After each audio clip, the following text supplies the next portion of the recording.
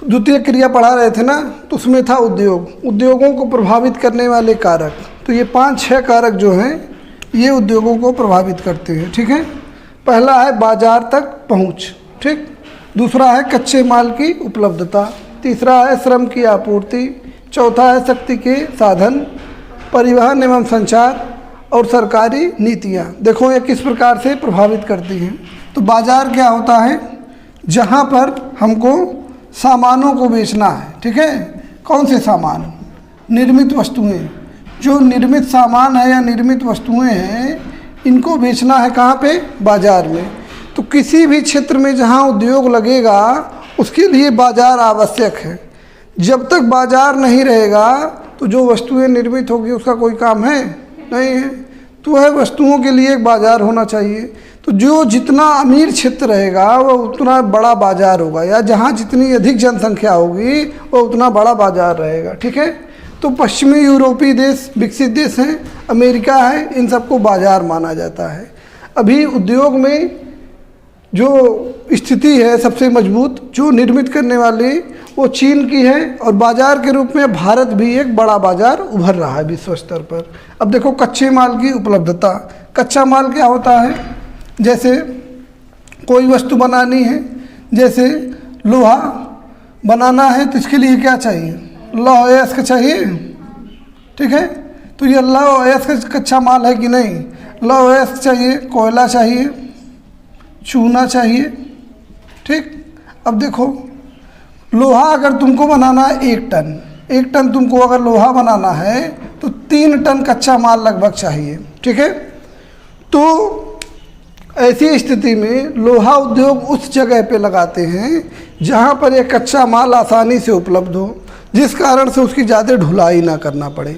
ठीक है, समझ में आया। भारी उद्योग है, कच्चा माल है, कच्चा माल में अशुद्धियाँ रहेंगी, उन अशुद्धियों को जब हम निकाल देंगे तो जो बचेगा वही लोहा होगा। तो लोहे का फैक्ट्री या लोहे का कारखाना वहीं लगाया जाएगा जहाँ कच्चे माल की उपलब्धता हो। ठीक, अब देखो श्रम की आपूर्ति। श्रम क्या होता है, मजदूर। कोई भी उद्योग लगाओगे इसमें मजदूर की आवश्यकता है कि नहीं, मजदूर चाहिए ना। तो जहाँ पर कैसा मजदूर चाहिए, सस्ता चाहिए कि महंगा, सस्ता और अधिक काम करने वाला, सस्ता और कुशल। जहाँ पे सस्ता और कुशल श्रमिक रहेंगे वहाँ पे उद्योग लगने की संभावना ज़्यादा है कि नहीं। ठीक है, जहाँ पे मजदूरी कम होगी वहाँ पे उद्योग आसानी से लगेंगे। तो इस प्रकार से जहाँ पर सस्ता और कुशल श्रम मिलता है वहाँ पे उद्योगों के लगने की संभावना होती है। ठीक है, अब देखो चौथा क्या है, शक्ति के साधन। शक्ति के साधन क्या है कि मतलब जैसे बिजली, कोयला, ये सब क्या है, शक्ति के साधन है जिससे ऊर्जा प्राप्त होती है। ठीक है, पहले कोयला सबसे महत्वपूर्ण था किसी भी उद्योग के लिए, क्योंकि आग का काम कौन करेगा, कोयला करेगा ना।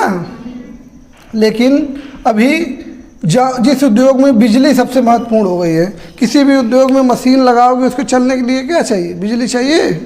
कुछ उद्योग ऐसे हैं जिसमें सबसे ज़्यादा बिजली की उपयोग होता है, उसी में से एक उद्योग है एल्यूमिनियम।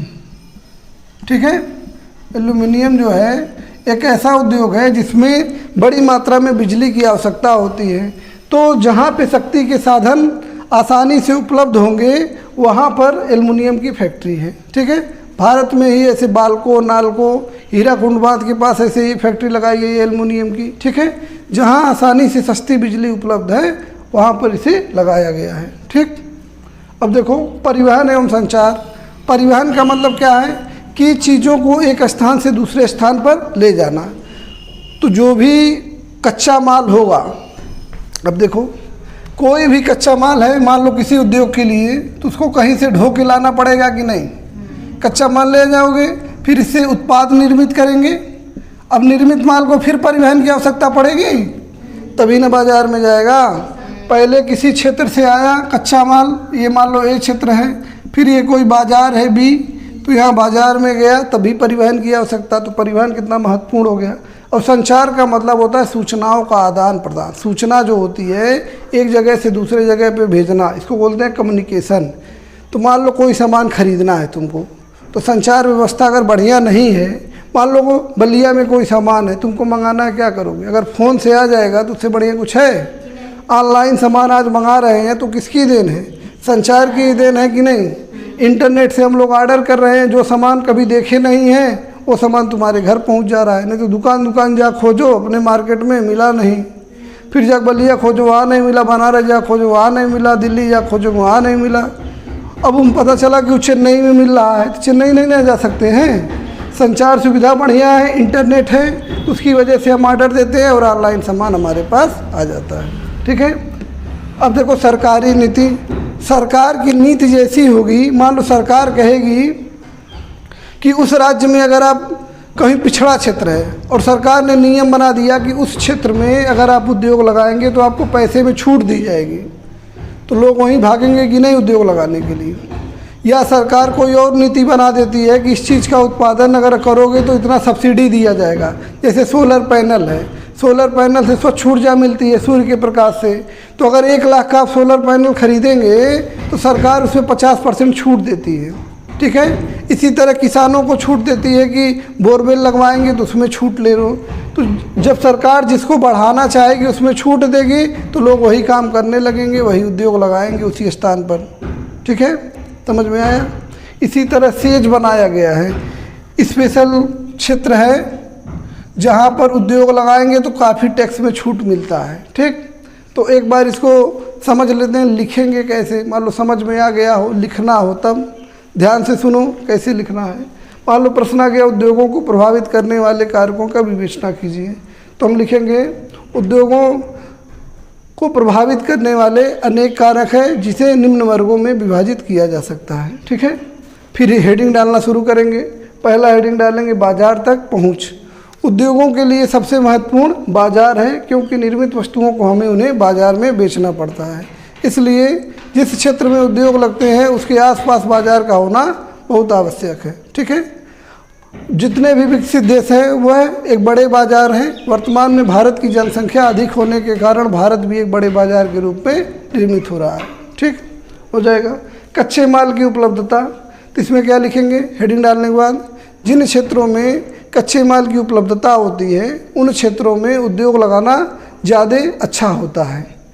कुछ भारी उद्योग जैसे लोहा उद्योग और भी धातु उद्योग जहाँ पर कच्चा माल प्राप्त होता है उन्हीं क्षेत्रों में लगाया जाता है, क्योंकि कच्चे माल को लाकर शुद्धि करने में खर्च ज़्यादा आता है, जबकि उन्हीं क्षेत्रों में उद्योग लगाने पर खर्च कम पड़ता है, उत्पाद का मूल्य कम होता है और वह बेचने में आसान होता है। तो ऐसे लिख देंगे।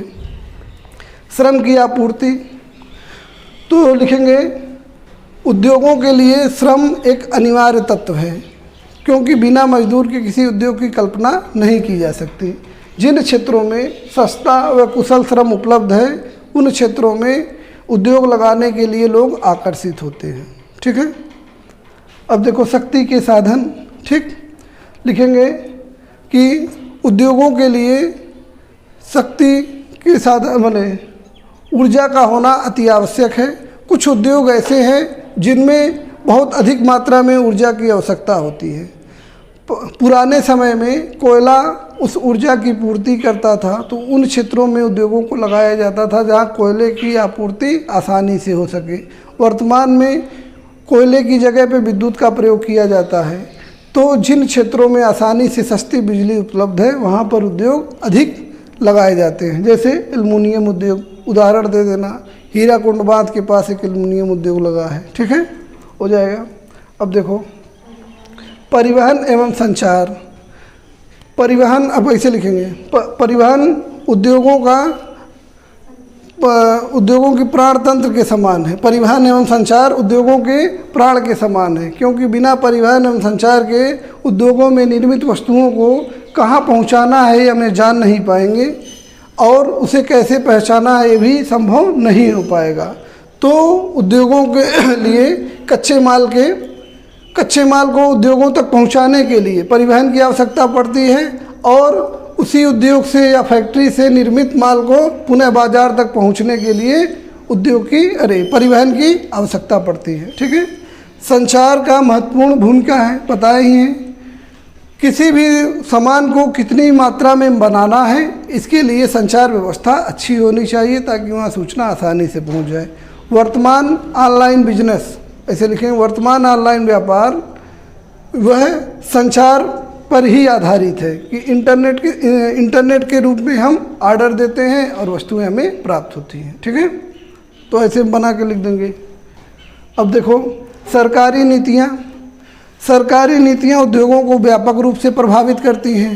सरकार जिन उद्योगों को प्रोत्साहित करना चाहती है उन्हें सब्सिडी देती है, और जिन उद्योगों को प्रोत्साहित नहीं करना चाहती है वहाँ छूट नहीं देती है। ठीक है, जिन क्षेत्रों में उद्योगों को बढ़ावा देना चाहती है वहाँ उद्योगों को लगाने पर विशेष प्रकार की छूट देती है ताकि वहाँ उद्योग लगाने को प्रोत्साहित हुए।